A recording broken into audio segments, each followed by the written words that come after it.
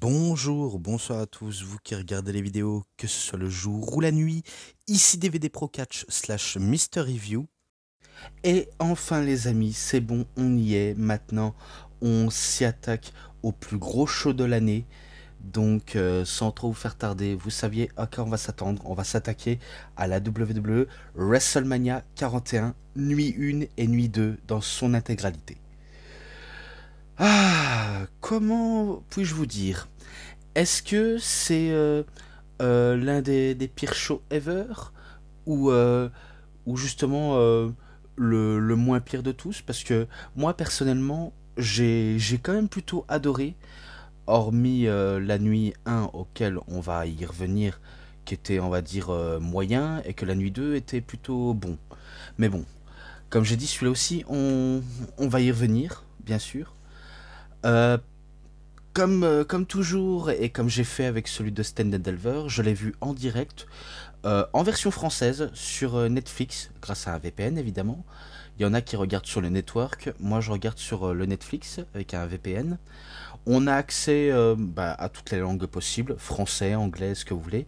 Je l'ai regardé en version français parce que voilà. Et du côté de la WWE, de WrestleMania, c'est pareil. Et auquel, ça a été long. J'ai fait quelques petites nuits blanches pour regarder. Mais c'était plutôt sympa. Ce que je voulais dire à propos de ce show, il était vraiment sympa à regarder, malgré que j'étais un petit peu fatigué. Il faut le reconnaître.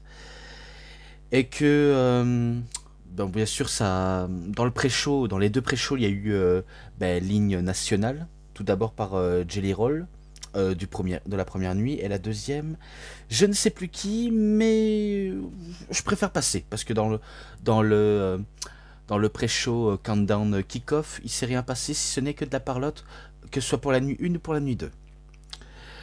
Mais pour l'ouverture de ce WrestleMania, eh bien, on a Triple H, Paul Levesque, donc notre patron actuel, auquel il nous ouvre le show et il nous fait directement passer un bon WrestleMania moment et que le show peut débuter. Eh bien, pour le premier match évidemment, c'est directement pour le titre du monde poids lourd de la WWE entre The Main Event Jey Uso contre Der Ringgeneral Gunther. De le voir un match du monde poids lourd pour l'opener, c'est vrai que c'est un petit peu bizarre, ça gâche le côté main eventer Jey Uso. Euh, mais on va dire si c'est une décision de la WWE de le mettre en opener, allez on va dire why not, pourquoi pas. Le match était pas énorme. Je tenais à vous le dire, le match était pas énorme. Je trouvais que c'était un peu trop téléphoné, surtout les offenses de Jey Uso, alors que Gunther, bien sûr, lui, ses offenses sont vraiment absolument terribles quand il nous offre des chops absolument terribles à les recevoir. Et que dans le contexte de cette rivalité, c'est tout simplement Gunther veut s'assurer que Jey Uso ne soit pas champion du monde, qui ne réussira pas à le battre parce que Gunther est l'homme à abattre et il préfère ne laisser aucune chance à Jey Uso de devenir champion. Vraiment aucune. Surtout quand on implique le frère de Jey Uso, donc Jimmy, qui s'est fait agresser violemment et du coup, il y avait ce petit côté personnel. Mais il faut pas se mentir, je trouvais que Jey Uso dans la rivalité, certes, au micro, la dernière fois, quand il y avait eu l'agression, il y avait cette confrontation auquel, là, il donnait du cœur et il donnait l'impression que, voilà, qu'il était un peu entre guillemets la victime de tout ça, et auquel, il veut à tout prix défendre son honneur et d'affronter Gunther, le faire payer pour tout ce qu'il a fait. Mais pendant la dernière promo avant WrestleMania, je trouvais qu'il a un peu recommencé à faire des hits un peu de manière guignolos. Si vous voyez ce que je veux dire. Ça gâche le côté du truc spécial de la chose. Mais je sais pas moi, je sais pas comment vous dire. Donc dans le match, il y avait pas mal d'offenses de Jey Uso qui étaient pas terribles, mais que les offenses de Gunther étaient absolument destructrices. Je trouvais que la foule, pour la nuit 1 et la nuit 2, on va pas se mentir, était pas dingue. Je trouvais que quand ils réagissent, ils peuvent réagir quand c'est des bons trucs, mais quand il y a des choses auxquelles on adore et auxquelles ben, on est forcément reconnaître que c'est du bon, eh ben, les gens étaient pas trop dedans, étaient parfois morts. C'est vraiment étrange, vraiment étrange. Mais voilà. Pourtant, dans le match là, tout le monde était persuadé que ce serait Gunther qui ressortirait grandi de ce match-là. Mais malheureusement, il va voir, on va dire, un retournement de situation. Parce que je dis malheureusement parce qu'on ne sait jamais. Et auquel parce que je préfère de le dire. Bien, Jey Uso retourne la situation. Il utilise des spires. Même le powerbomb de Gunther. Il fait ben, les 3 Uso Splash. Et ce qu'il va faire pour clôturer le match, il va s'emparer de Gunther pour faire un sleeper hold, donc une prise du sommeil. Au passage, il n'était pas terrible cette prise du sommeil, je trouvais qu'il n'était pas très bien cadenassé. Et vous saviez quoi? Gunther abandonne suite à ce sleeper hold mal exécuté. Je trouve ça pas logique. Je trouve vraiment pas ça logique. Surtout que ces temps-ci, on peut reconnaître que Jey Uso, il a quand même il a fait quand même des petits botches, soit intentionnellement, soit euh, sans le faire trop exprès. Mais là, on va dire, ce Sleeper Hall était vraiment ridicule. J'aurais préféré qu'il gagne d'une autre manière, avec toute la force du désespoir, des super kicks et des Uso Splash, pourquoi pas. Mais le faire abandonner Gunther, je pense que c'est la première fois qu'on le voit abandonner, parce que je ne sais pas dans sa carrière s'il est déjà abandonné par soumission, mais à la WWE, c'est une première pour moi. J'ai rien contre Jey Uso, je trouve qu'il est excellent, qu'il est cool. Quand il est là, on a envie tous de le hitter. Mais c'était pas top la manière de comment il a remporté. Donc ça le. Il y a un goût amer dans sa victoire. Il y a vraiment ce côté amer. Et dans le contexte de l'histoire, ils ont voulu faire de Jey Uso un underdog comme un Daniel Bryan ou un Kofi Kingston. Mais nous, en tant que fans, on a compris la supercherie de la WWE. Et on n'était pas dedans. Parce que de toute façon, on savait que Jey Uso allait gagner le match de toute façon. Et on va dire, oui, victoire de Jey Uso, il a remporté le titre, c'est le premier des jumeaux à devenir champion du monde. Et oui, en plus, c'est exactement le cas. Je crois que c'est le premier jumeau à devenir champion du monde. Et il a gagné pour l'honneur de son frère et pour son père.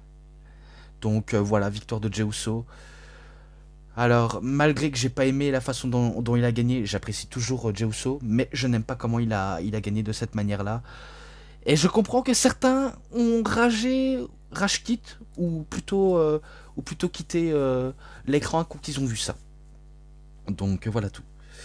Donc on était au premier match. Maintenant, le deuxième, eh bien c'est un match pour les titres par équipe du côté de Raw, évidemment, ou plutôt du monde par équipe. The New Day. Donc Kofi Kingston et Xavier Woods contre The War Raiders, Eric et Ivar. Match, je vais pas dire cool, je vais pas dire que c'était excellent. Il était bien mais sans plus. Et auquel la stratégie du New Day c'était d'essayer de trouver une faille pour parvenir à leur fin, pour encore plus énerver le public. Et de remporter le match. Et d'ailleurs, c'est ce qu'ils ont fait au passage. Quand c'était au moment du climax, Ivar allait faire sa fameuse springboard lariat, un genre comme un Doomsday Device 2.0. Xavier Woods le fait tomber.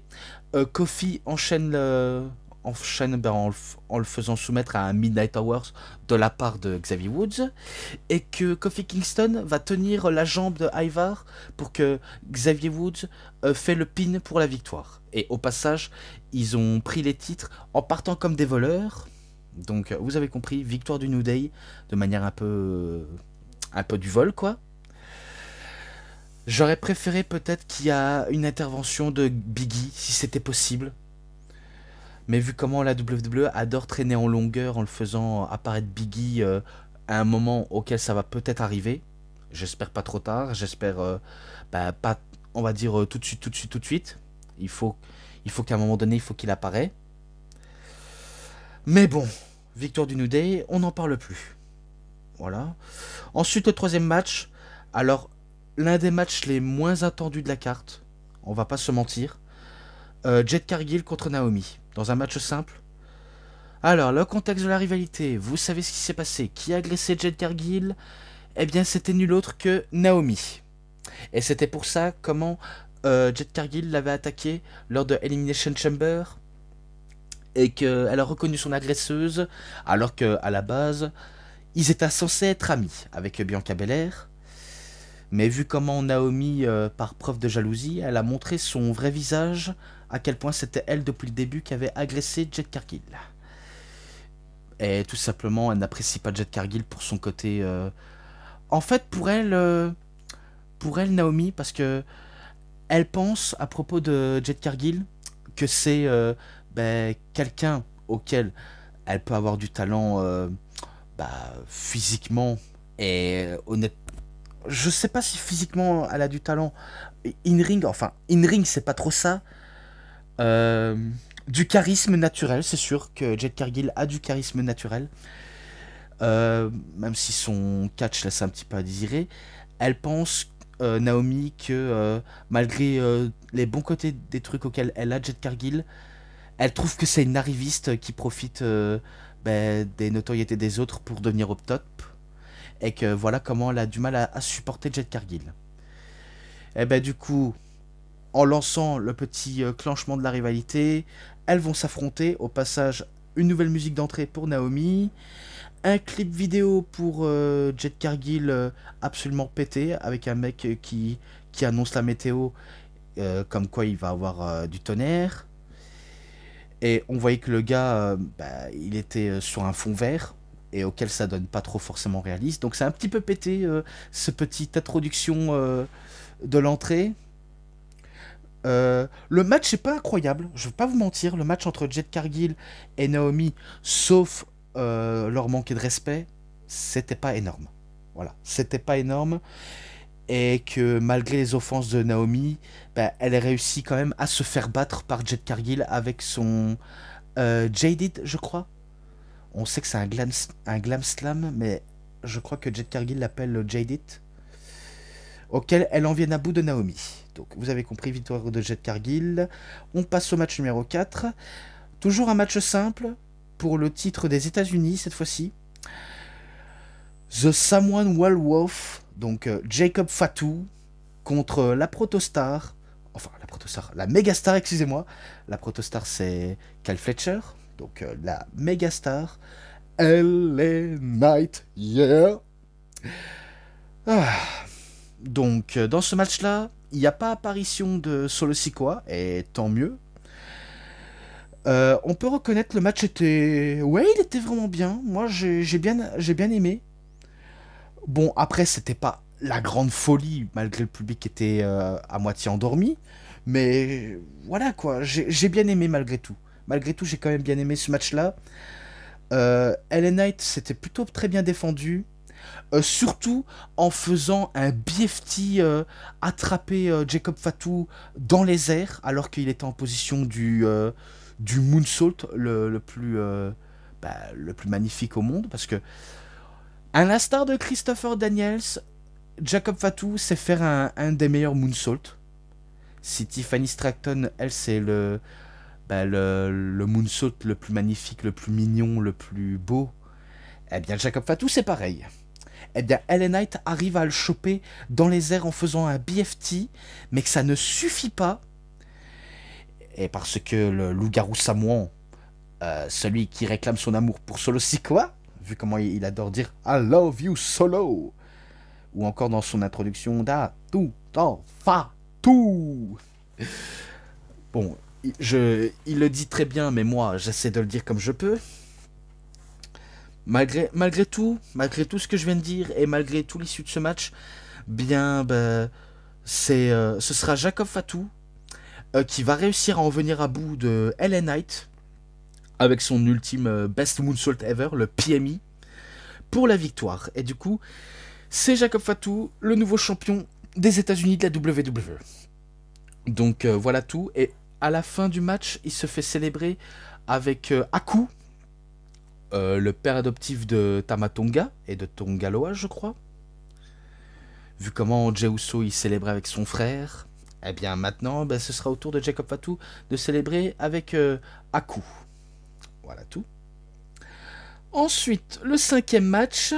Alors, je comprends pas les gens pourquoi ils osent dire que c'est du racisme envers la communauté mexicaine, mais vaut mieux pas trop s'attarder à des petits cons qui racontent des conneries à son sujet. Voilà, il faut un minimum leur montrer à quel point faut pas trop tomber dans le piège. Mais bon, euh, un match de deux luchadors masqués. Donc, El Grande Americano contre Rey Fénix. Alors, à la base, El Grande Americano, qu'on sait tous que c'est Chad Gable, faut pas nous prendre pour des cons, devait affronter Rey Mysterio, mais lors du dernier match à SmackDown avant WrestleMania, c'était un match à 3 contre 3 en équipe. Rey Mysterio s'est blessé au niveau de la jambe, je crois que c'est au niveau de la laine ou au niveau du genou, par un des frères Creed, je crois que c'est Julius ou Brutus, l'un des deux, aurait tiré Rey Mysterio un peu trop fort et, et du coup bah, il souffrirait d'une déchirure à laine.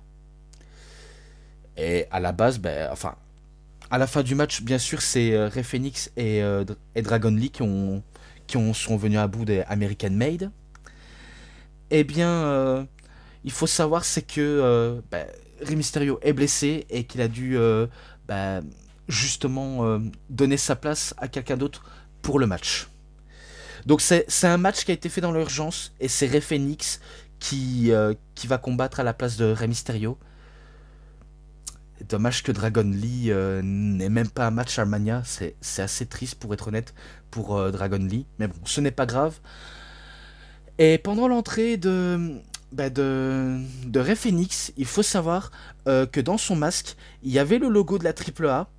Et on va y revenir directement tout de suite. Il faut savoir, la nouvelle, c'est que la AAA, apparemment, a été achetée par la WWE. Donc oui, la WWE a acheté une entreprise mexicaine de catch. Donc la AAA a été achetée par par les PDG, les cofondateurs de la AAA. Donc la AAA qui veut dire Asistencia, Asesoría y Administración Worldwide de la Lucha Libre, qui est une grande structure de catch au Mexique, un peu comme la CMLL. D'ailleurs, c'est assez marrant de souligner ça, c'est que on sait que la AEW est en partenariat avec la CMLL, comme avec la New Japan. Eh bien, pour la WWE, eh bien, eux aussi, ils ont des associés. Hein. La FSW, la GCW, la TNA, et également, justement, ben, la Pro Wrestling Noah.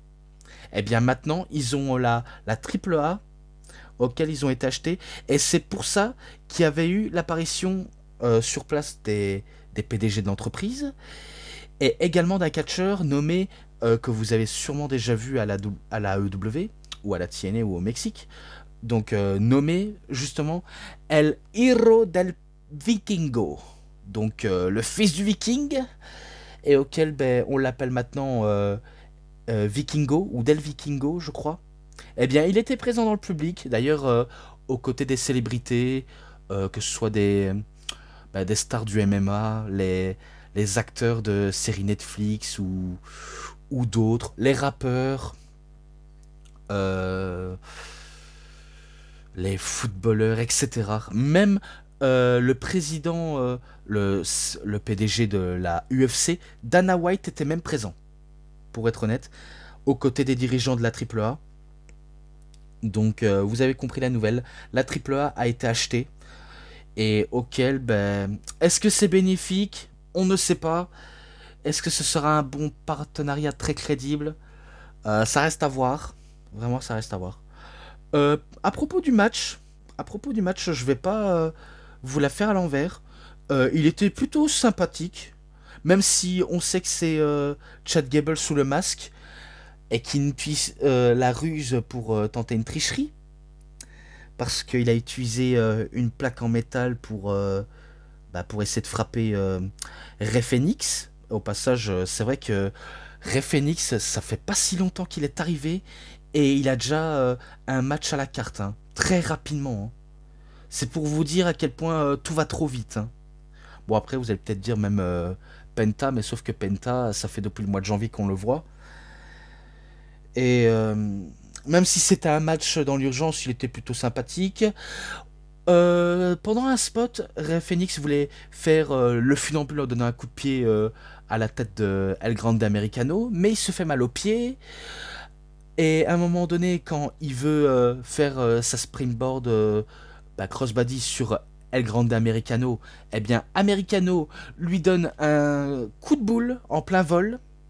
Et ensuite, un coup que son adversaire est sonné, il monte sur la troisième corde en lançant un gracias, donc qui veut dire merci en français, thank you en anglais. Eh bien, il fait sa diving headbutt sur Rey Fenix et il fait le pin au compte de 3. Donc vous avez compris, El Grande Americano a remporté le match en battant Rey Fenix. Et non, ce n'est pas du racisme envers la communauté mexicaine. Vous vous trompez absolument, la communauté ultra toxique de la WWE ou du catch en général. Donc il faut arrêter toute cette merdasse, si vous voulez mon avis. Ensuite, je vais passer à deux segments très rapidos. On a Shawn Michaels qui s'est pointé justement pour annoncer au public que le record on va dire, c'est pas le record, c'est plutôt que on est maintenant 61,461 personnes. Donc en gros, il y a pas mal de monde auquel il s'est pointé et auquel il nous remercie. Donc voilà tout, merci HBK. Ensuite, on a la fameuse intronisation du Hall of Fame. Donc à nous pointer à WrestleMania. J'ai regardé le Hall of Fame, je suis pas trop resté au niveau des promos, au niveau des speeches auxquels les légendes ont discuté. Donc parmi les légendes, on a les Natural Disasters, on a justement Michelle McCool, on a Triple H, on a évidemment le match de légende entre Stone Cold Steve Austin et Bret Hart, auquel le match a été également intronisé, plus les catcheurs. Dans ce match-là, enfin, dans cette intronisation, il manquait plus que Ken Shamrock pour l'apothéose, parce que il faut savoir, c'est que Ken Shamrock était justement l'arbitre spécial du match, et dommage qu'il n'a pas été prévenu pour être intronisé, mais bon. Ils ont voulu trop faciliter les choses. Pour Bret Hart, je crois que ça fait déjà 3 fois qu'il est déjà intronisé au Hall of Fame. La première fois, c'était en 2006, pour sa carrière respective. La deuxième, c'était en 2019, pour l'équipe et faction Hart Foundation, avec Jim Neidhart. Et j'en passe. Et maintenant, suivi d'un match avec Stone Cold Steve Austin. Et au passage, ils ont des nouvelles bagues du Hall of Fame auxquelles ils sont faits d'or. Et auxquelles, ouais, c'est tellement magnifique. Vu comment ils font des petites plaquettes à leur effigie, même l'ensigne comme quoi ils sont bien dans le Hall of Fame, les bagues, etc. Et également Lex Luger qui a été aussi intronisé. Et au passage, je tenais à le dire malgré les petites démols que j'ai dit à propos de Lex, je le félicite pour avoir trouvé l'usage de ses jambes et qu'il puisse enfin marcher. Donc pour ça, un immense respect pour Lex Luger.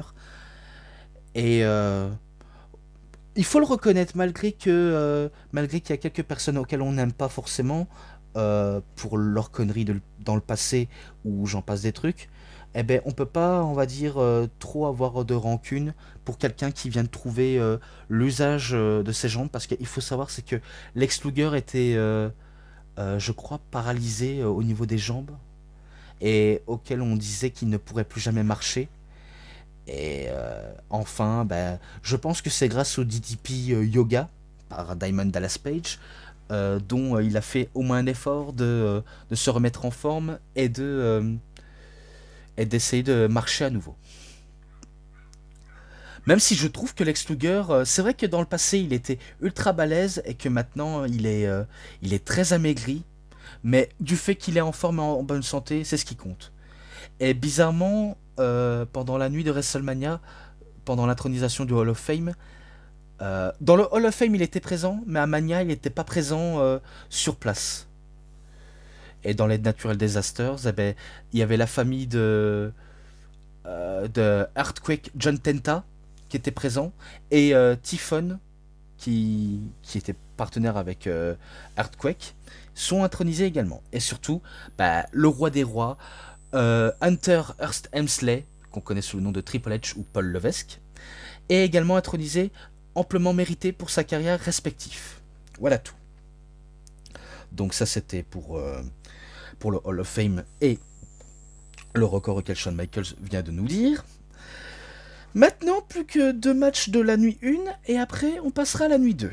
Donc voilà. Le match numéro 6, c'est encore un match simple, mais pour le titre féminin de la WWE. Tiffany Stratton contre Charlotte Flair. Alors, il faut savoir le contexte. Charlotte Flair, qui a fait ses débuts, enfin, qui a fait son retour au Royal Rumble, et qui a gagné le Rumble pour affronter la championne de son choix, et auquel elle a décidé de choisir Tiffany Stratton. Et auquel... alors, Tiffany Stratton, elle se cache pas qu'elle a été fan de Charlotte Flair, que ce soit de son catch ou de son style, un peu comme l'était Rhea Ripley à une époque. Eh bien, elle reconnaît qu'elle était fan de Charlotte et qu'elle peut prouver à quel point elle peut sûrement surpasser son idole. Mais Charlotte Flair, un peu envieuse et très, on va dire, centrée sur elle-même, n'apprécie pas trop le fait que Tiffany Stratton soit championne, et auquel elle veut à tout de suite le battre pour le titre, pour montrer à quel point Tiffany Stratton, elle est encore jeune, elle a encore tout le temps derrière elle, et qu'elle, elle restera toujours éternellement la reine de la WWE, et qu'elle cesserait de devenir au top. Même si on reconnaît pendant les semaines qui ont suivi, on sentait que Charlotte Flair, il y avait un certain presque manque de confiance, notamment à ce qui s'était déroulé depuis cette année, notamment le divorce avec Andrade, auquel ça a été un peu dit personnellement au micro. Est-ce que c'était prévu ou pas? J'en ai aucune idée, mais Tiffany Stratton a eu quand même une petite amende, et que... bref, on n'en sait pas forcément plus. Donc je sais que certains allaient commencer à râler que Charlotte allait sûrement devenir championne, et que tout ça n'aurait forcément aucun sens qu'elle deviendrait championne, parce que par la suite elle serait soit partie ou revenue, enfin on n'en sait pas plus. On n'en sait vraiment pas plus, mais son objectif c'était être au même niveau que des 16 titres de son père, Ric Flair, ou dépasser. Mais ça... Mais ça, c'est encore trop tôt pour le dire. Le match était... alors, je vais pas dire qu'il était très très mauvais. Je vais pas dire ça. Parce qu'il faut savoir, c'est que la nuit 1 était très moyen.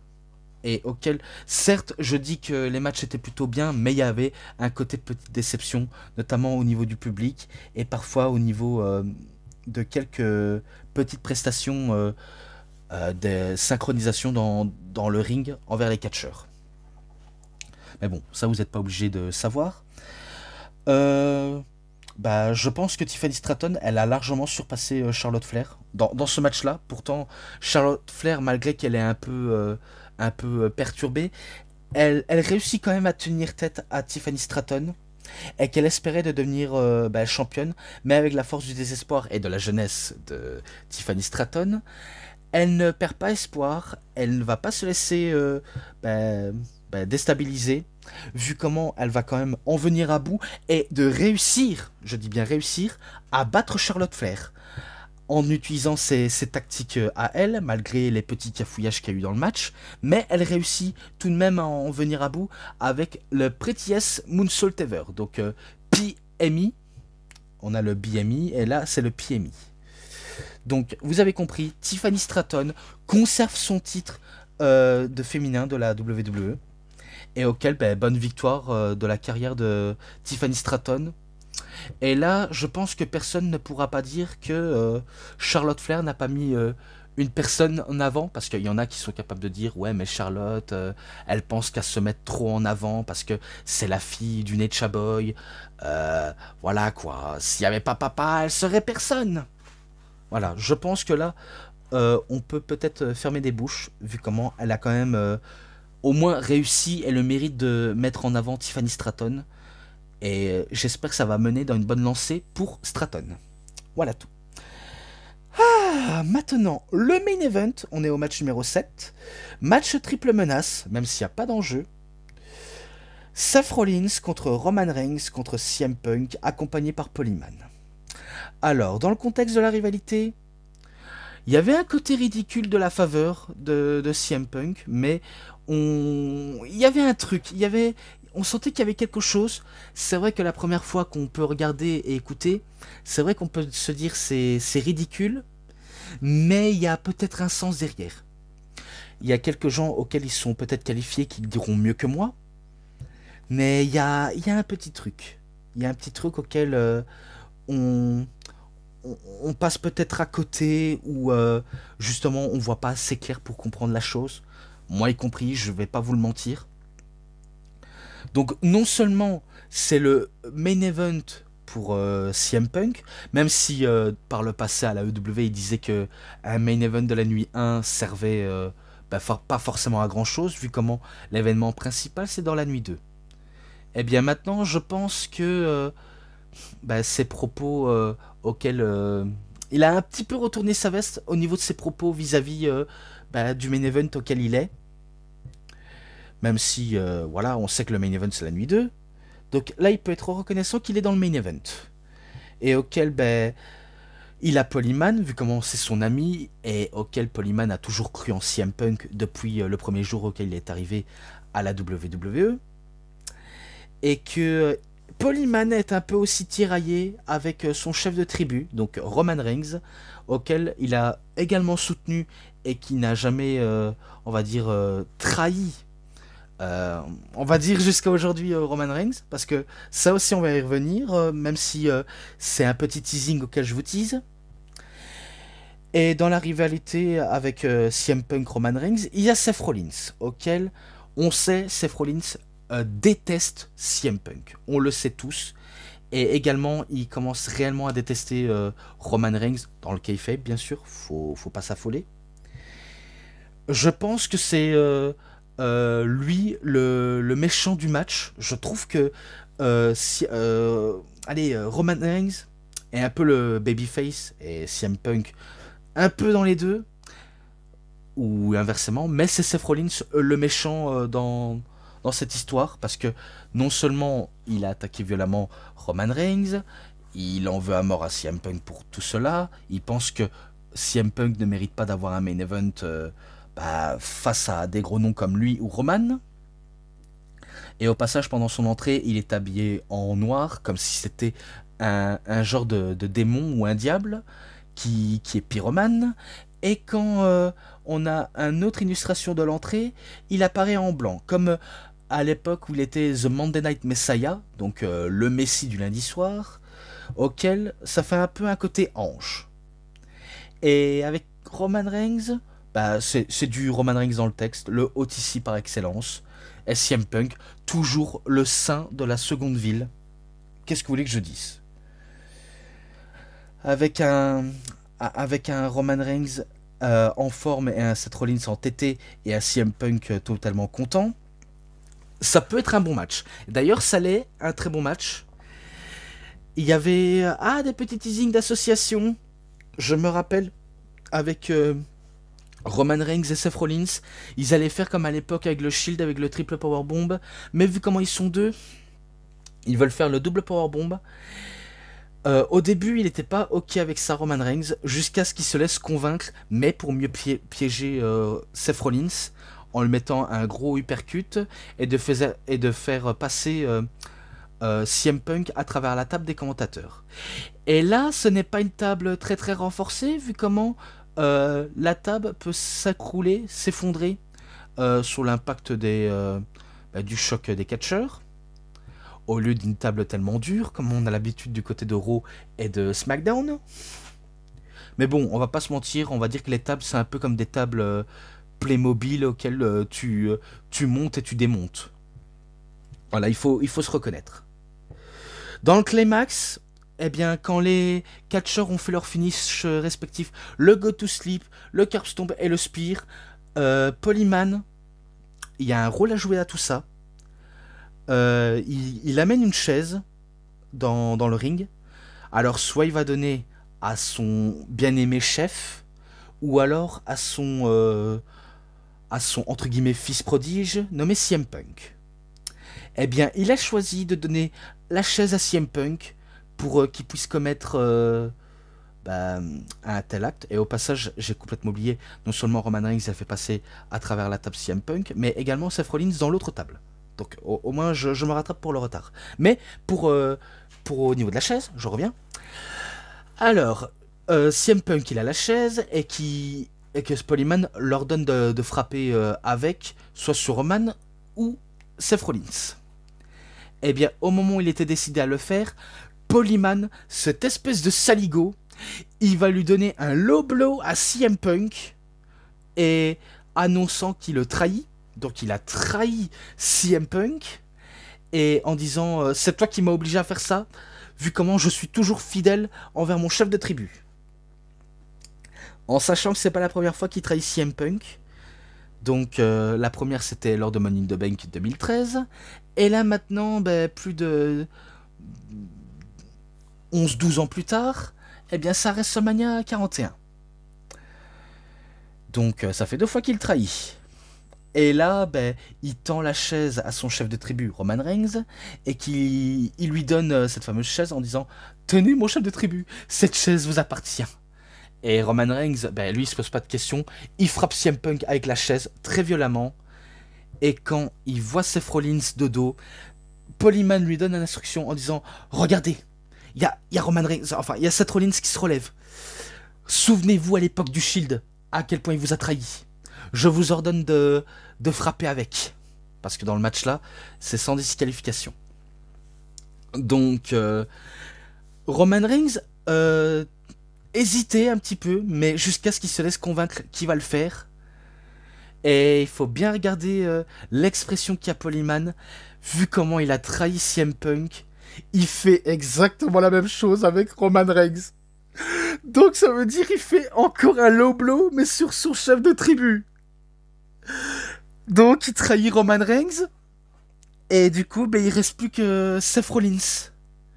Seth Rollins, il a compris le message. Il a compris que Paul Heyman lui devait une faveur. Parce que même Seth Rollins ordonnait à Paul Heyman d'une faveur. Donc c'est pour vous dire, c'est un peu la saison des faveurs. Et du coup, ce qu'il va faire Paul Heyman, il va donner la chaise à Seth Rollins et il va commencer à matraquer Roman Reigns avec, et d'en finir avec un curb stomp pour la victoire. Donc oui, le plus gros hold-up du siècle. Ou la plus grosse trahison, si vous voulez. Seth Rollins qui devient un pur heel. Et quand je dis bien heel, c'est vraiment un heel pur. Surtout à ses côtés Paul Heyman, que maintenant il lui sert d'assistant. Un nouveau Paul Heyman guy dans son on va dire palmarès de poulain auquel il avait sous son aile. Et c'est comme ça comment il conclut ce WrestleMania de la nuit 1. Donc Seth Rollins devient soit un ange ou un démon, mais c'est le côté heel qui l'a rattrapé. Donc voilà tout. C'était pour la nuit 1. Maintenant, la nuit 2. Et la nuit 2, enfin, quand je dis nuit 1 et nuit 2, il faut savoir que il faisait encore un peu jour dans l'arène. Parce que vu comment c'était certes à ciel fermé, mais il y avait des genres de vitres en plafond, quoi, auxquels on voyait qu'il faisait jour. On pourrait appeler ça Day 1 et Day 2, entre guillemets, mais bon, c'est pas important. On a Stephanie McMahon qui ouvre le show pour la deuxième nuit de WrestleMania, vu comment la première nuit c'était Triple H, maintenant c'est sa bien-aimée femme. Voilà tout. Et le premier match, ben, c'est un match triple menace pour le titre du monde féminin de la WWE. Donc pour Tiffany Stratton, c'était le titre féminin de la WWE. Maintenant, c'est le titre du monde féminin. Io Sky contre Bianca Belair contre Mommy Rhea Ripley. Alors, même dans ce match-là, je disais, je ne comprenais pas cet intérêt-là. Qui est face, qui est heel dans cette histoire? Selon Rhea Ripley, c'est Bianca Belair la méchante dans tout ça. Vu comment, entre guillemets, c'est elle qui lui a coûté le match et aussi causé la perte de son titre face à Io Sky. Mais moi, bien sûr, côté point de vue objectif et auquel il ne faut pas prendre les gens pour des pigeons, la faute auquel je pourrais donner responsable, ben, c'est Rhea Ripley elle-même. Vu comment, certes, Bianca Belair s'était pointée lors du match à Raw, auquel Rhea devait affronter Io Sky pour le titre. Et moi j'étais en mode, mais pourquoi tu perds ta concentration? Tu vas vers elle de manière inutile et c'est comme ça qui mène à ta perte. Donc pour moi c'est son manque de concentration au match qui l'a causé à sa perte. C'est ma façon de voir les choses, si vous permettez. Même si Bianca Belair, elle a ce côté, on va dire, voilà, respecte au personnage du principe face, mais on sentait qu'il y a quand même un peu de l'attitude un peu hostile, et le public commençait à huer Bianca Belair. Elle aussi, on se demande si ça rapproche pas d'un heel turn, parce que c'est quand même bizarre, Rhea Ripley qui réagit de manière comme un heel, alors qu'elle est censée être la face dans cette histoire. Eh bien finalement, elle a ce côté twineuse. Bianca Belair le côté heel, et Io Sky parce que c'est la moins imposante, et aussi parce qu'à côté des deux dames, des côtés des deux femmes, elle fait un peu gamine. On va pas se le mentir. Et pourtant, elle exige du respect, parce que c'est elle la championne avant tout. Si elle n'a pas du respect, ben, elle est un peu mise sous le côté, et ça s'est ressenti pendant la rivalité. Et qu'elle veut prouver à ces deux-là, à Bianca et Rhea, que c'est elle la championne, qu'elle en viendra à bout, et qu'il faut exiger le respect. Et au passage, la famille de Io avait fait le déplacement, et pareil pour la famille de Bianca Belair. De toute façon, toutes les familles des catcheurs se sont redonné rendez-vous pour voir leur fils, leur fille, leur mari, leur femme catcher. Voilà, au moins qu'on soit bien d'accord. Alors, dans le match, ben, là, contrairement à la nuit 1 avec Jey Uso et Gunther, le match était très très bon. Le match était très très bon, très dynamique, même si on sentait qu'ils n'avaient pas forcément le temps, parce que le temps, ça se voyait qu'auquel ils veulent faire leur minimum tout en clarissant au point final, quoi. Ça s'est d'échanger des prises à gogo. La Madame Plus de la WWE utilise sa TKO sur Io Sky, mais elle se fait sauver par Rhea Ripley. Rhea Ripley qui fait un Riptile sur Bianca Belair, mais c'est compte de 2. Pareil sur Io Sky, mais elle arrive à contrer de manière assez intelligente, quoi. Des tentatives de moonsault de la génie des airs, donc Io Sky, un peu raté sur Rhea, mais qui a réussi sur Bianca Belair. Et après, dans le climax, il faut savoir, c'était sur la 3e corde, Io Sky voulait faire sa Poison Rana de la 3e corde, mais il y a eu l'effet balancier vers le poteau, et d'ailleurs j'ai eu un petit peu peur au passage de ce passage dans le poteau, parce que ça aurait pu être bien pire. Eh bien, t'as Bianca Belair qui veut tenter sa TKO, TKO Kiss of Death, quoi. Enfin, KOD. Ouais, KOD, oh, excusez-moi. Le KOD sur Rhea Ripley.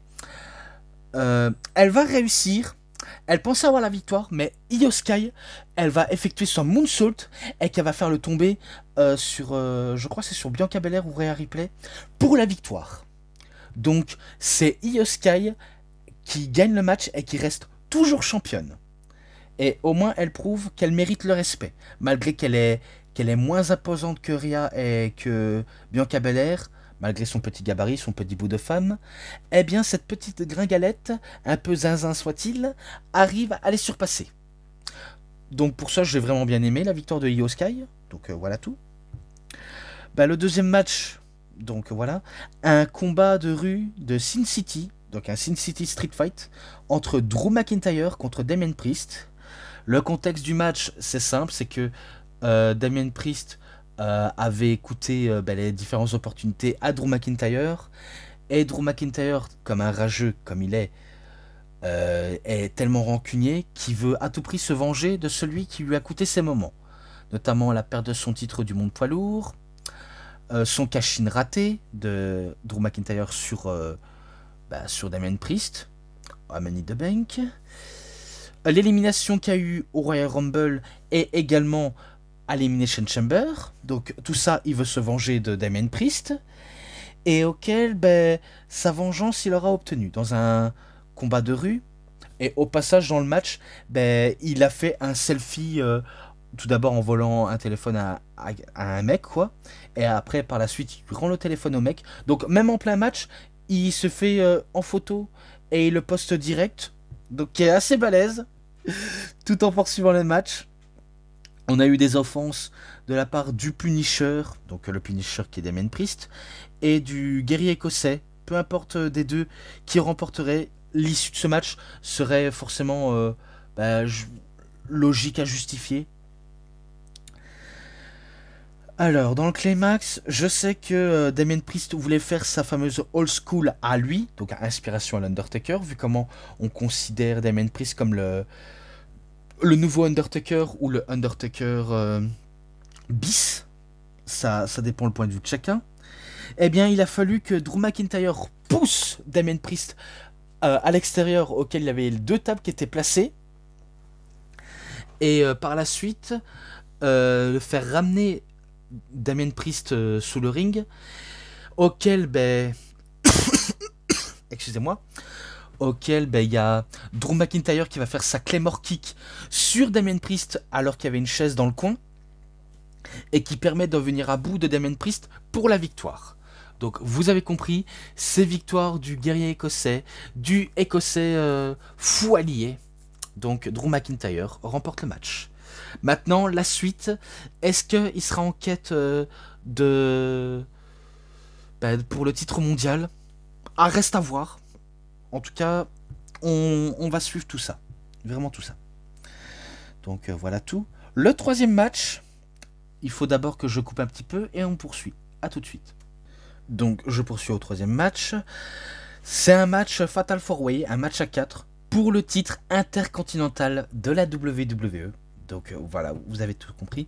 Dominic Mysterio, j'allais confondre Damien et Dominique. Donc Dominic Mysterio, Dirty Dom, contre Bron Breakker, contre Finn Balor et contre Penta, El Cerro Miedo. Un plaisir de voir Penta catcher comme Rey Fenix, évidemment. Alors, dans le match, comment vous dire, il n'y a pas une grande histoire très énorme entre les quatre hommes. Si ce n'est que entre Finn Balor et Dominic Mysterio, on sent qu'il va se passer un truc. Et peut-être à une dissension du Judgment Day. Je suis prêt à mettre un doigt coupé si ça arrive.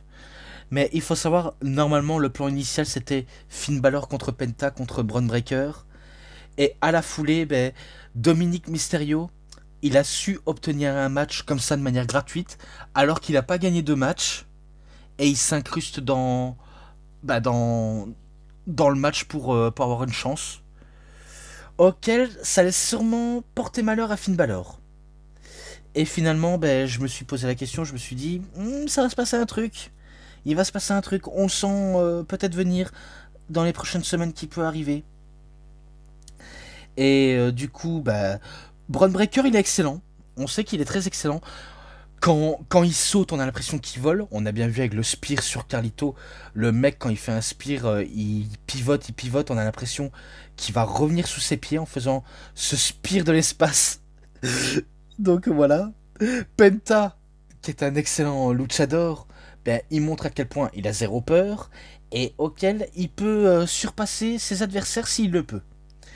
Et malheureusement pour Finn Balor, c'est vrai que depuis un peu longtemps, j'ai un peu perdu espoir en lui et que je trouve que à certains moments, il m'a beaucoup déçu et que c'est pas une vanne en plus, c'est une vérité. Donc je trouvais que bah, qu'il sert de faire valoir à d'autres personnes. J'aurais tellement aimé qu'ils soient un peu plus respectés que ça. Mais non, il sert de faire valoir. Dans le match là, c'était presque la chance de sa vie. Vraiment. Il y a eu des quiproquos. Et à un moment donné, quand Finn Balor et Dominique devaient, entre guillemets, faire équipe dans le match, ben, à un moment, il faut s'affronter, il faut se taper dessus. C'est ce qu'ils ont fait, évidemment. Quand Dominique Mysterio tentait son 619 de manière opportuniste sur lui, ben, il bloque Finn Balor, mais quand c'est sur Braun Breaker, il tente, et il veut tenter le Frog Splash à la manière de son père, à la manière d'Eddie Guerrero, un peu comme les Tres Amigos.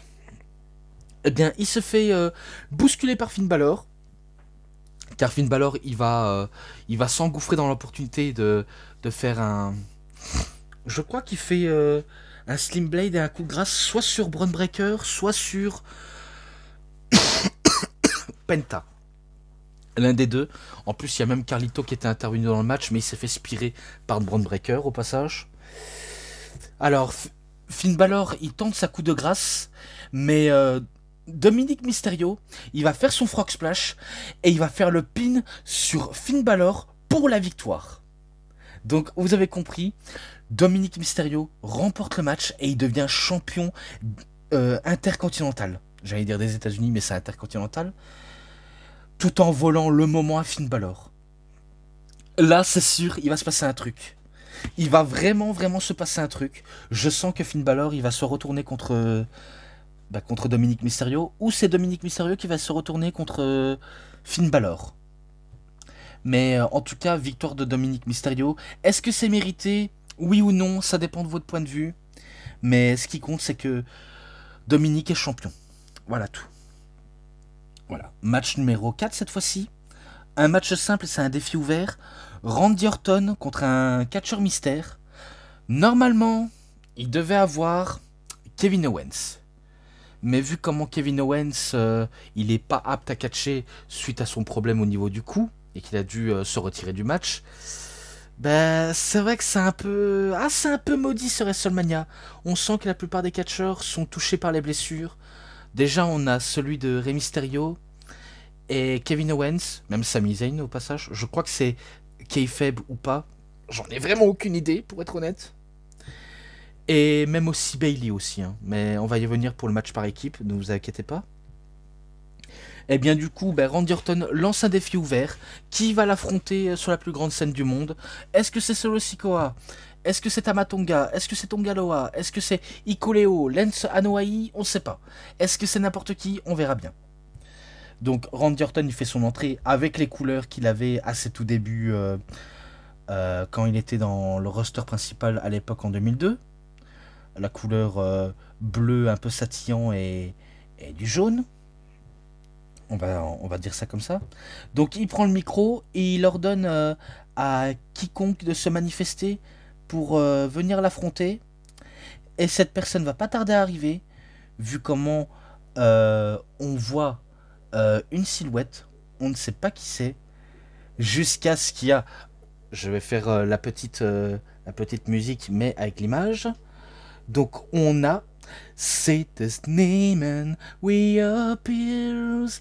I believe Joe Hendry.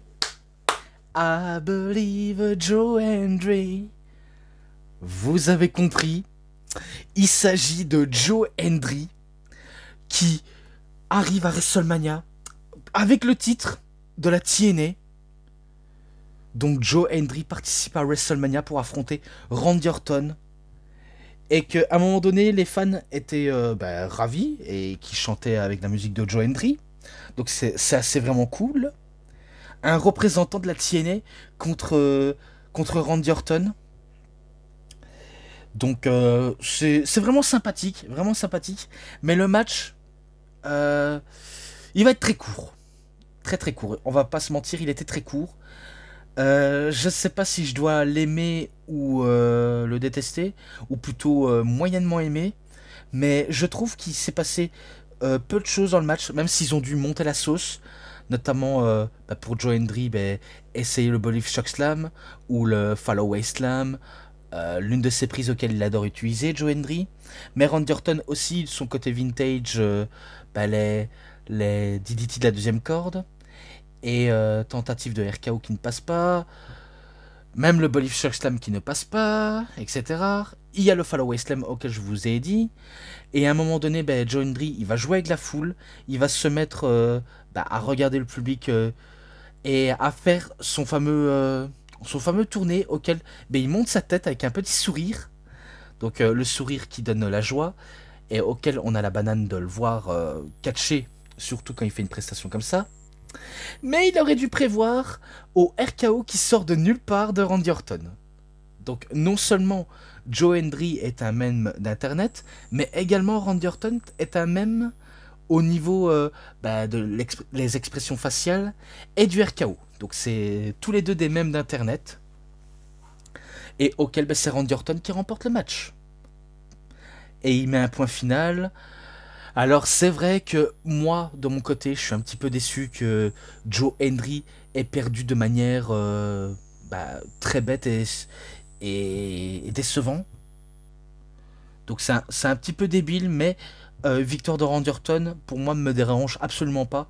Que ce soit l'un des deux, ça aurait été bien. Après, je pense que ça aurait été énorme dans la carrière de Joe Hendry de battre une légende comme Randy Orton. Mais on n'a pas toujours ce qu'on veut. À la fin du match, il fait relever Joe Hendry, il le fait saluer au public, donc l'air de dire félicitations, tu as gagné mon respect, viens célébrer en près du public. Et auquel il aurait dû prévoir qu'il allait se faire un deuxième RKO. Donc Randy Orton fait un deuxième RKO sur Joe Hendry qui met au tapis Randy Orton. Il célèbre avec le public et il nous fait une Joe Hendry. Donc Randy Orton nous fait une Joe Hendry, c'est assez balèze. Il se retourne et il fait sa pose plastique. Donc voilà, un match qui est ma foi un petit peu décevant, mais qui est sympa au niveau des deux catcheurs. Donc moi j'adore les deux catcheurs pour être honnête. Voilà tout. Donc c'était pour le match numéro 4. Maintenant, le match numéro 5. Je vais encore couper parce que je sens que je n'arrive plus à parler et que je commence à avoir la gorge sec. Donc excusez-moi. Donc après des matchs auxquels on a eu le partenariat avec la TNA et la WWE, la AAA également, et d'autres compagnies en tout genre, et même les pays aussi en tout genre, auxquels ils sont représentés lors de ce WrestleMania. Maintenant, le match numéro 5, comme je l'ai dit, c'est un match numéro 5. The Maverick, Logan Paul contre The Phenomenal AJ Styles. Il est vraiment phénoménal. Ah là là, dommage que les Américains ne connaissent même pas cette musique. Si seulement on pourrait leur donner la traduction littérale et de la faire chanter. Is it really phenomenal, la la la la la la la la la la la. Ah, si seulement ils auraient eu cette idée en tête pour chanter avec AJ Styles, vu comment en France et en Belgique on le fait. Mais il faut savoir, dans ce match numéro 5, c'est un peu le match influence contre Real Catcher. Et pourtant, c'est le match le moins attendu de la carte. Ce qui fait un peu peine à voir, parce que j'adore AJ Styles, j'apprécie les qualités techniques, enfin les qualités athlétiques, un petit peu techniques aussi de Logan Paul, même si je n'aime pas la personnalité et j'aime pas la personne auquel il est.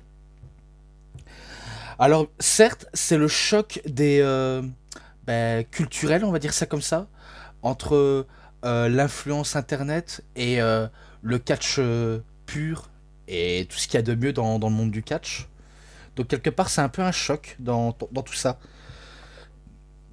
Vous saviez mon admiration que j'ai pour AJ Styles. Pour moi, AJ Styles, c'est un des meilleurs catcheurs de la planète. Et de loin, avec d'autres personnes auxquelles ils peuvent prétendre à ce titre. Et auquel ben, il a trimé toute sa vie pour catcher jusqu'à atteindre la perfection. Quitte à catcher à la WCW, à la XWF, à la TNA, qui était à l'époque la NWA, donc National Wrestling Alliance, jusqu'à ce que ça devienne TNA Impact Wrestling. La Ring of Honor, donc la ROH, même la CMLL, la AAA également, il a catché. À la NOAH, même à la New Japan Pro Wrestling, vous saviez que AJ Styles est quelqu'un de très excellent, auquel on peut nous attendre à un très bon combat, un très bon match. Et là, ben, c'est le match le plus moins attendu et auquel je me dis, c'est quand même dommage qu'ils n'ont pas fait autant de choses dans cette rivalité. Si ce n'est que les promos, parce que justement, Logan Paul adore faire les promos et il adore attiser la haine des gens. Bon après, comme j'ai bien dit, on apprécie les qualités athlétiques de Logan Paul, même si on n'aime pas forcément la personne qu'on sait de lui. C'est vrai que un point à souligner auquel je suis d'accord avec les anciens du catch, je suis d'accord que je préfère les catcheurs auxquels ils se crèvent le cul chaque semaine pour nous divertir. Ça, je suis vraiment d'accord. Parce que les catcheurs qui sont part-timers ou qui sont, comme Logan Paul, des influenceurs auxquels ils ont des choses à côté, ce sont des personnes auxquelles on n'apprécie pas. Que ce soit les fans ou les catcheurs, il y en a qu'on les apprécie pas. Parce qu'il y a une règle dans le catch. Il faut savoir, c'est que les catcheurs n'aiment pas tellement les stars quand ils viennent sur le ring qui profitent de la notoriété du catch. Selon eux, c'est un peu comme une insulte au business. Mais pour Logan Paul, même s'il est athlétique, il a fait de la boxe, il a fait d'autres sports à côté, et il a aussi enchaîné les dramas, ça on le sait tous. Eh bien, même qu'il a été champion des États-Unis, aux yeux de certains fans et de certains catcheurs expérimentés qui adoraient le catch old school, je vais citer Bret Hart parce que Bret Hart, il adore le catch qui se faisait mieux à l'ancienne. Si on demande s'il apprécie Logan Paul, je suis persuadé que Bret Hart n'apprécierait pas Logan Paul pour son comportement, son in-ring. Parce que c'est vrai que son comportement laisse vraiment les gens un peu à dos de lui. On va pas se mentir. On va clairement pas se mentir. Alors que AJ Styles, lui c'est un catcheur aimé et respecté de tous et une légende dans ce milieu. Et auquel nous, en tant que fans, on veut voir le catcheur AJ Styles foutre une branlée à cet influenceur escroqueur, voleur, opportuniste qui est Logan Paul. Voilà, nous, c'est ce qu'on voulait de plus, parce que AJ Styles a trimé toute sa vie, il catchait chaque semaine avant que Logan Paul arrive et qu'il fait le buzz. Donc, vous croyez que je shoot sur Logan Paul, mais je shoot de manière intentionnelle, mais je respecte le fait que il a des capacités athlétiques hors du commun. Donc, voilà tout. Le match est excellent. Je vais peut-être... vous allez peut-être pas être d'accord avec moi, mais contrairement à Jade Cargill et Naomi, qui était le moins attendu de la nuit 1, celui de la nuit 2, il était moins attendu, mais il était plutôt bon. Bon après, Logan Paul, parce que c'est Logan Paul dans le texte, et AJ Styles, parce que tout ce qu'il fait dans le match, c'est phénoménal. Donc pour moi, j'ai rien d'autre à dire de négatif sur AJ Styles, que j'ai toujours admiré et adoré, et que je le respecterai toujours. Même si, on va pas se mentir, il est sur une face descendante auquel il a réclamé à plusieurs reprises que peut-être bientôt il prendrait sa retraite. Mais on n'en sait pas plus. On n'en sait vraiment pas plus. Il y a eu du coup pour coup, prise pour prise, contre après contre. Il y a même AJ Styles qui allait tenter une des prises de Logan Paul. Logan Paul, il tentait sa Birdshot Lariat à la manière de Eggman Adam Page pour la EW. Et il a voulu essayer de faire le malin en ramenant son drone avec lui. De toute façon, il a amené avec lui pour son entrée, mais il voulait faire le malin, à prouver, regardez-moi comment je suis talentueux, les autres sont jaloux, ils arrivent même pas à la cheville, parce que moi, contrairement à un catcheur de base, j'ai su gravir les échelons en faisant, certes, plus dans un match auquel c'est on va dire, préparé à l'avance. J'ai pas besoin de me tuer chaque semaine parce que je suis pas comme un catcheur lambda qui va catcher chaque semaine pour épater des bandes de bouseux. Ça, c'est la mentalité de Logan Paul, hein. D'ailleurs, il est pas le seul, même son frère Jake Paul a cette mentalité-là de grande gueule provocateur. Les deux frères sont provocateurs. Il faut le reconnaître parce que, oui, il y a un reportage sur les frères Paul sur HBO Max, auquel je regarde à mon rythme, même s'il faut que je le rénove mon abonnement pour le regarder. Donc, ouais. J'ai rien d'autre à dire. Si ce n'est qu'au match, Logan Paul voulait tenter le AJ Styles pour faire le malin sur AJ Styles. Il a tenté le Styles Clash, mais AJ Styles, avec le no-selling de son Styles Clash, il retourne la situation et là, il nous montre le Styles Clash très dévastateur. Et heureusement qu'il n'a pas fait sur la troisième corde parce que dans la troisième corde, c'est sûr, le Styles Clash peut être parfois violent. Après, on est dans un moment auquel AJ Styles, certes, on sent qu'il est fatigué, hein, parce que on sait que AJ Styles, certes, il est plus tout jeune, mais il n'est pas forcément très très vieux non plus, hein, vu comment à quarantenaire, il catch quand même comme un catcheur qu'à la vingtaine, comme à ses débuts au final. Donc, malgré qu'il soit fatigué, il tient tête face à un influenceur, à quelqu'un de très prétentieux comme Logan Paul. Il tient tête face à lui. Après, il y a un mec, encore un des copains de Logan Paul, qui va essayer de lui donner un coup de poing américain parce que forcément, Monsieur Paul ne sait pas gagner un match de manière très clean. Il est toujours obligé d'utiliser la tricherie à son avantage. Mais il se fait arrêter par Karrion Kross qui lui prend le coup de poing américain et que AJ Styles, il va à l'extérieur, il dit dégage toi, t'as rien à faire là. Même si quelque temps il y avait un genre d'échange de paroles entre AJ Styles et Karrion Kross. On dirait que Karrion Kross veut obliger AJ Styles à rejoindre le côté obscur de la force. Et notamment en essayant une tactique qui est très tricherie, quoi. Utiliser le coup de poing américain pour accepter qu'il bat Logan Paul grâce à ça. Donc il avait le choix, AJ Styles, mais il a balancé le coup de poing américain et en donnant un coup de poing au passage à Karrion Kross. Il veut tenter sa phénoménale forearm, mais justement, Logan Paul, il esquive et il lance sa Lucky Punch et il va effectuer sa fameuse prise finish auquel je ne connais pas forcément le nom, mais il va l'effectuer pour la victoire. Donc vous avez compris, c'est victoire de l'influenceur Logan Paul qui gagne le match au grand désarroi des grands de ce milieu qui n'apprécient pas le catch d'aujourd'hui ou encore qui sont... Il y a des légendes auxquelles ils n'aiment pas le catch d'aujourd'hui et ils n'aiment pas la plupart des personnes qui s'incrustent, notamment les célébrités. Mais il faut savoir que les célébrités, depuis Day One, le premier WrestleMania, ça devient une tradition. Les célébrités comptent avant tout, qu'ils soient catcheurs ou non. Donc pour eux, c'est bénéfique. Et c'est volontaire de la part de la WWE. Après, il y a certains vétérans qui sont un peu plus ouverts d'esprit, qui essayent de voir le bon côté des choses, auxquels ils acceptent ça, même si ils savent qu'au fond d'eux-mêmes, le catch était mieux avant. Donc on va pas se mentir. On va clairement pas se mentir là-dessus. Mais bon, au grand désarroi des catcheurs auxquels ils ont trimé de toute leur vie, ou les expérimentés, c'est l'influenceur, celui qui en fait le moins, qui parle le plus, qui remporte le match. Ah, quelle tristesse pour AJ Styles. Pour moi, c'est un crève-cœur pour lui. Parce que non seulement, pour moi, à mes yeux, il a fait un bon match, même si certains ne seront pas d'accord avec moi, pour moi, je pense que la WWE, un peu comme Shinsuke Nakamura, je pense qu'il y a un petit côté manque de respect qu'ils ont envers les deux.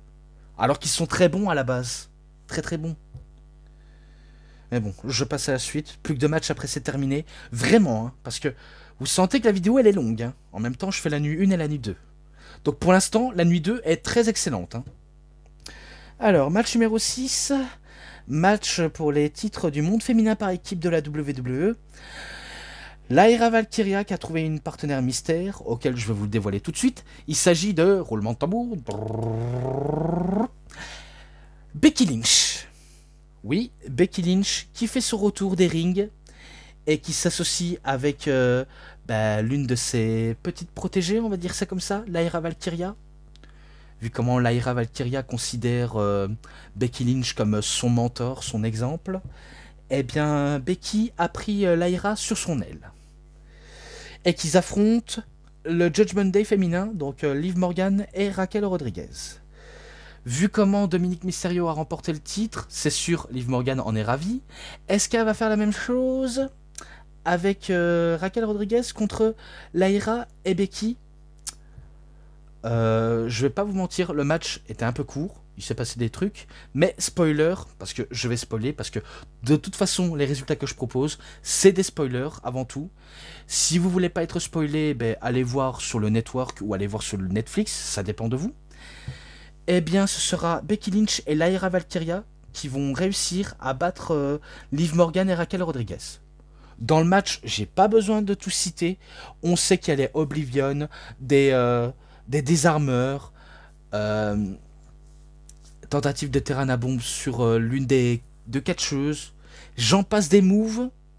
Voilà tout.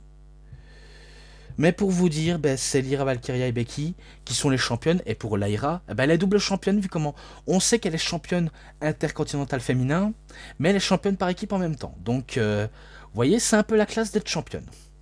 Qu'on aime ou qu'on n'aime pas les doubles championnes, il faut minimum essayer de voir le bon côté des choses. Alors, ce match, je me dis, qu'est-ce que ça fout dans ce WrestleMania? Je comprends pourquoi la carte ne fait pas tant rêver que ça aux fans qui sont un peu sceptiques. D'ailleurs, je l'étais sceptique, mais vu comment les matchs étaient très bons, là, j'ai un peu changé mon petite opinion. Donc, malgré que la carte qui laissait peu à désirer, j'ai quand même aimé la moitié des matchs. Donc voilà tout. Et pour le comeback de Becky Lynch, c'est plutôt pas mal. Voilà, pour moi, c'est pas mal. Un dernier segment, et après, on passe au main event. Alors, le segment, c'est un segment de Stone Cold Steve Austin, qui venait d'être fraîchement être intronisé pour la deuxième fois de sa carrière, aux côtés de Bret Hart, qui arrive en quad. Donc, il arrive vraiment en quad. Il fait des petits tours sous le ring, donc il a l'habitude de faire des tours en faisant le quad. Mais il va se passer, je crois, c'est un moment pas prévu. Stone Cold devait freiner pour se garer, mais il a oublié d'essayer de freiner, à tel point que son quad va percuter la barrière de sécurité, et auquel je crois qu'il y a une femme qui a eu peur au moment où c'est arrivé. Donc ça y est, Stone Cold Steve Austin a fait peur à quelqu'un, et qu'il a failli écraser tout le monde avec son quad. Comme quoi, boire et conduire, il faut choisir.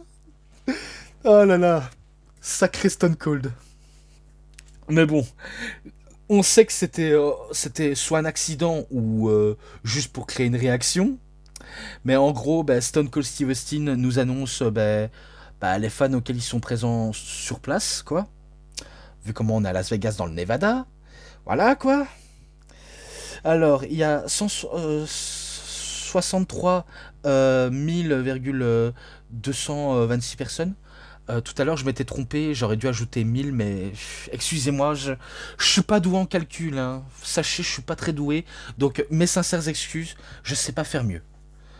Donc, ça, c'était la note auquel il avait donné, mais il faut savoir, c'était pas, on va dire, le bon truc, vu comment il s'amusait à jouer en comptant le public. Il a compté 1, 2, 3, 4, 5, 6, 7, 8, 9, 10, 11, 12, 13, 14, 15, 16, 17, 18, 19, 20. Et après, il s'est rendu compte, ok, c'est de la merde.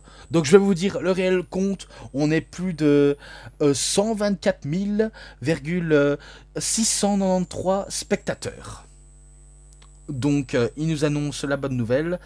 Et que par la suite, il fête en buvant une bière avec le public. Donc, c'est l'heure pour picoler.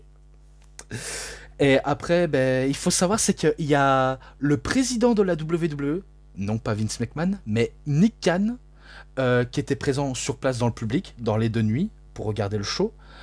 Allez voir la dame auquel elle a eu une frayeur de sa vie, pour la rassurer, en disant... De toutes mes excuses pour ce petit,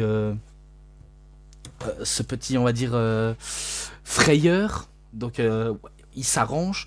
Et pour le coup, on vous propose des goodies.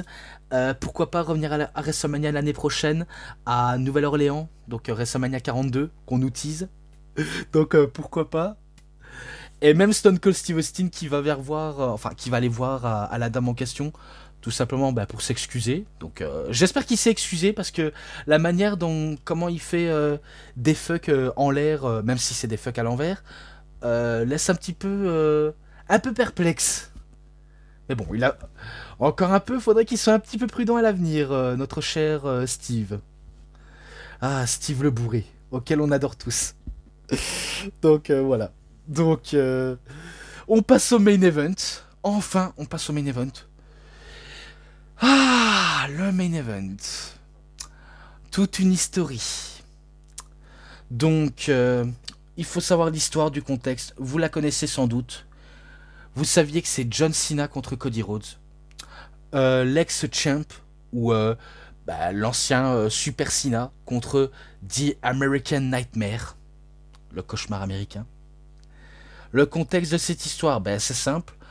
John Cena a annoncé publiquement, depuis 2024, lors de Money in the Bank, qu'il allait prendre sa retraite en 2025, et que Royal Rumble, Elimination Chamber et WrestleMania seront ses derniers matchs. Donc là, il a cité les événements auxquels ce seraient ses derniers matchs. Et certes, il n'a pas réussi à remporter le Royal Rumble pour la 3e fois, égalisation avec Stone Cold Steve Austin. Dommage. Mais à l'Elimination Chamber, auquel il était un peu en mode underdog, il a réussi à surpasser tous les autres dans la cage. Auquel, cette fois-ci, il a son ticket d'entrée pour WrestleMania, et qu'il allait affronter Cody Rhodes. Et que dans ce même show, vous saviez, il a commencé à faire un heel turn sur Cody Rhodes en attaquant violemment Cody Rhodes, en s'associant au Final Boss et à Travis Scott. Et auquel on a un nouveau John Cena, auquel on s'attendait à un changement de look et même de musique, on s'attendait à ça.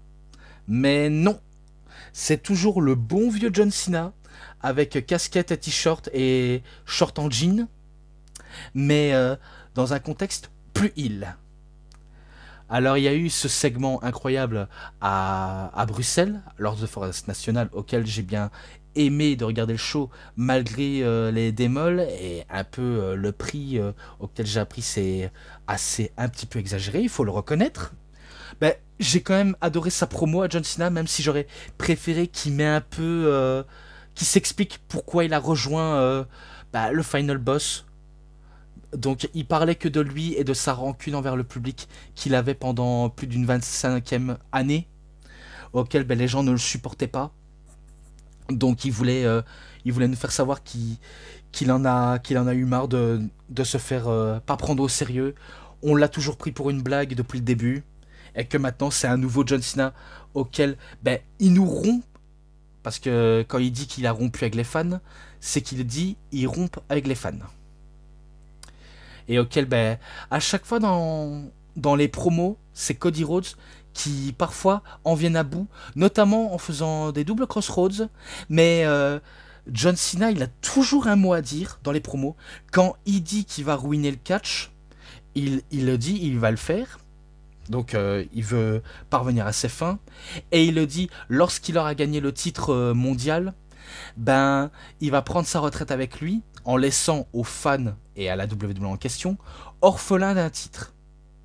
Donc il a des plans initiaux auxquels il va effectuer.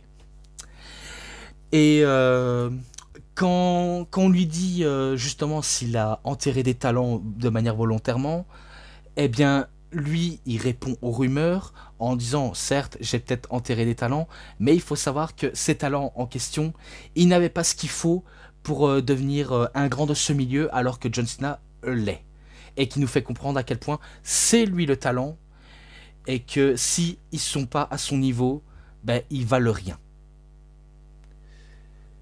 Donc vous avez compris, les promos de John Cena ont du sens, et auxquels il y en a qui l'adorent, il y en a qui le détestent, mais moi, comme j'ai un profond respect pour John Cena, et toujours à propos de Cody Rhodes, comme j'ai pour Roman Reigns, bah, j'arrive pas à le détester, ce John Cena là.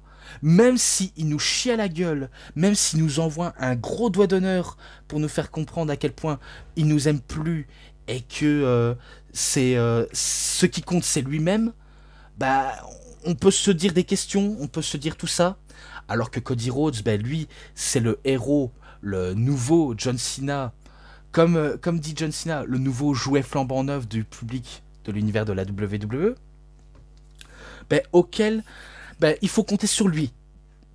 Donc c'est sûr, le visage de l'entreprise maintenant c'est Cody Rhodes, même s'il y a toujours Roman Reigns dans l'équation. Eh bien, t'as John Cena, certes, c'est certes un ancien auquel il est sur le début de la fin de sa carrière. Il veut, pour faire l'apothéose, devenir champion pour la dernière fois en égalisant, enfin, en surpassant Ric Flair pour la 17e fois. 17e fois. Hein. Donc, tout a du sens. Et lors de la dernière promo, c'était à SmackDown. Certes, John Cena, il est encouragé les Let's Go Cena, Cena Sucks, donc encouragé et détesté. Mais il y avait une large partie du public qui l'acclamait. C'est pour vous dire, hein, non seulement c'est censé être un heel, mais une large partie du public l'acclame de plus en plus fort. Et Cody Rhodes, par les enfants et les familles, forcément, Cody Rhodes, il est aimé par tous. Mais une large partie des fans qui sont ralliés à la cause de John Cena le sifflent, le huent. Et c'est pour ça que quand la première fois j'ai gardé SmackDown, et même ce WrestleMania auquel il y a eu leur match, l'ambiance est particulière. Non seulement le public peut parfois être décevant, auquel ils font pas d'efforts pour donner de la voix à certains catcheurs, mais de montrer une hostilité envers le visage de l'entreprise qui est Cody Rhodes, c'est un peu bizarre, en sachant que c'est lui le babyface. Et de voir ça fout un petit peu le cœur. Mais bon, Cody Rhodes, il a l'esprit sur terre, il ne va pas faire une John Cena. Mais bon. Pendant l'entrée, John Cena, ce n'est plus le même John Cena qu'on connaît tous. Quelqu'un de très content d'être là, de sautillant, quelqu'un qui fait le salut militaire et qui part en courant. Non, là c'est un John Cena déterminé, visage fermé, auquel il arrive en marchant le long de la rampe d'entrée et auquel il est déterminé à accomplir ce qu'il prédit de faire. On a l'entrée de Cody Rhodes auquel il y a l'entrée avec ceux qui font du quad. Et au passage, le masque de Cody Rhodes, on dirait un mélange de style Iron Man et de sa sauce à lui, bien sûr. Enfin, j'ai pas d'autres mots si ce n'est que je suis un peu vidé de mes paroles. Mais en gros, son masque d'American Nightmare fait un peu comme effet Iron Man. Et auquel c'est ultra cool, c'est ultra stylé. La présentation, voilà tout. Ensuite, le match débute. Alors, je vais pas vous mentir, et je vais être honnête avec vous, je suis peut-être pas objectif devant ce match-là, mais ce qui est objectif par rapport à ce match, le main event est décevant, il faut l'admettre. La nuit 1 était très bon, mais la nuit 2 est très décevante.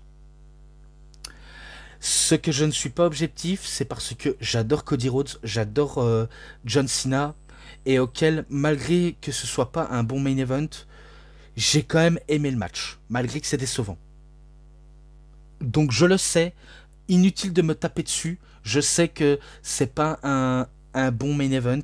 De toute façon, John Cena, il a dit, hein, il est pas là pour faire au public un meilleur match possible, il est pas là pour épater la galerie en faisant des tonnes de prises, des tonnes de spots. Il l'a dit, il s'en bat les couilles. Lui, ce qu'il va faire, et c'est son but initial, c'est de ruiner le main event, ruiner la WWE pour justement leur faire montrer à quel point c'est le champion et qu'il va se barrer avec, et ruiner le catch en général.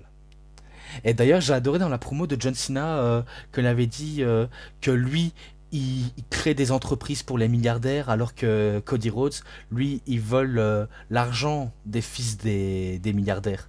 Donc en parlant des fils de milliardaires, c'est un petit tacle à la gorge à Tony Khan, auquel je suppose que vous avez peut-être pas compris la métaphore. Mais dans le match là, c'est vrai qu'il n'a pas fait la moindre effort. John Cena, il casse le rythme, il fait ça de manière très méthodique, et pourtant, la moitié du public le siffle, mais une large partie l'encourage. Hein.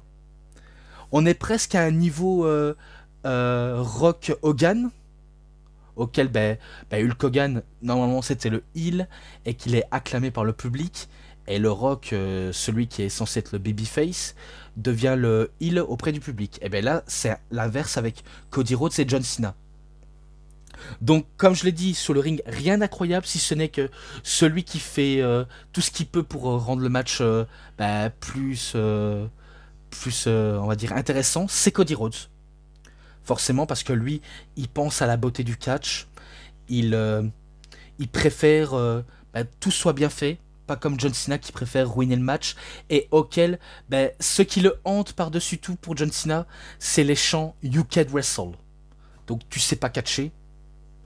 Et pourtant, il sait que il sait pas catcher comme un vrai catcheur qui connaît plein de techniques et tout. Mais faut pas sous-estimer John Cena. John Cena, il sait quand même catcher quand il le veut. Mais c'est juste que là, c'est volontaire en fait. Il fait exprès de pas bien catcher de manière volontairement. Il le dit, il le fait, et il tient sa parole, tout simplement. Je peux me rappeler des détails de prise, notamment les Attitude Adjustment, et également son fameux You Can See Me, auquel d'habitude il fait à son adversaire qui est en bas, mais là il fait au public, il fait son Five Knuckle Shuffle, il retente son AA qui est parfois contré mais parfois exécuté, et pourtant il n'arrive pas à bout du American Nightmare. Il fait sur la troisième corde, il effectue, ça ne suffit pas. Cody Rhodes, il veut tenter, mais John Cena, il utilise la malice, notamment des petites bichenettes dans l'œil pour s'en sortir. Et utiliser une ruse comme enlever le coin, utiliser la tête de Cody Rhodes pour le frapper avec. Mais ça ne suffit pas. À un moment donné, il essaye de faire le STF pour le faire soumettre. La première, la deuxième, la troisième ne passe pas. Et quand il essaye de retenter sa STF,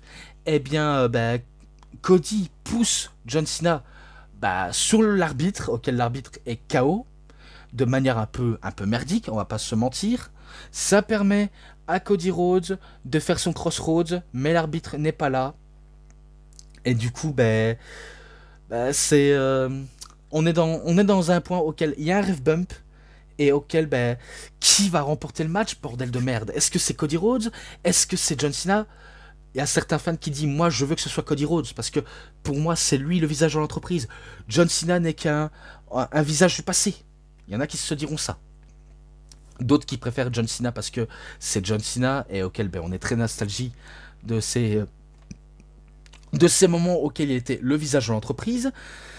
Ensuite, après que les deux soient un peu fatigués, un peu KO, on a la musique de celui auquel on l'a tellement écouté ces semaines-ci, les mois qui ont précédé. Donc je parle bien sûr de Travis Scott. Donc oui, ce fameux rappeur auquel tout le monde en coulisses le déteste pour son côté non professionnel, et parce que il se permet de fumer un joint en plein show, alors que ça se fait pas normalement. Bon, Travis Scott, il arrive, il a rien fait grand chose si ce n'est que regarder le public. John Cena, il est là, il sourit, il sait que Travis Scott va servir d'un atout dans le match. Donc il arrive lentement et méthodiquement, et auquel Travis Scott il arrive et il veut essayer de encore mettre une baigne à Cody Rhodes.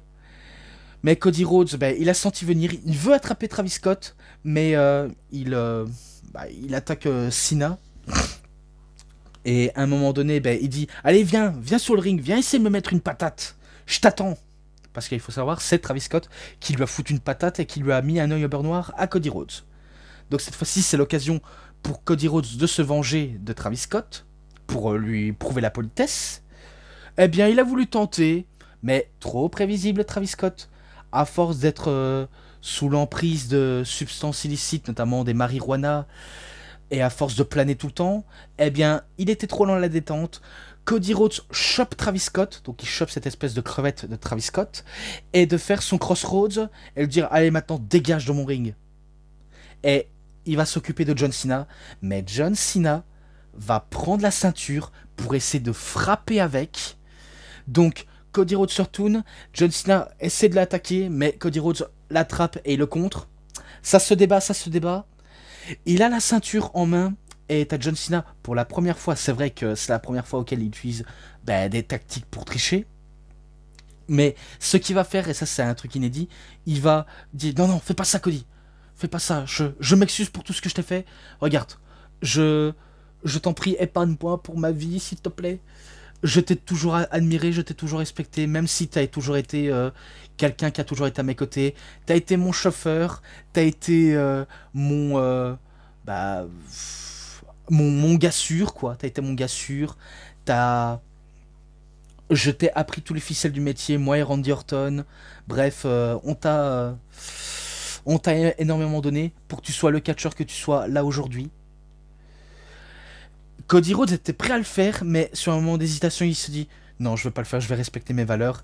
Eh bien, c'est à ce moment-là auquel John Cena, il va utiliser sa malice. Il va donner encore un coup de pied dans les bijoux de famille de Cody Rhodes. Et il va tenter le coup de ceinture. Et il va balancer le coup de ceinture à l'extérieur, tout en criant à l'arbitre de venir faire le tomber. Et du coup, c'est comme ça auquel il va gagner. 1, 2 et 3.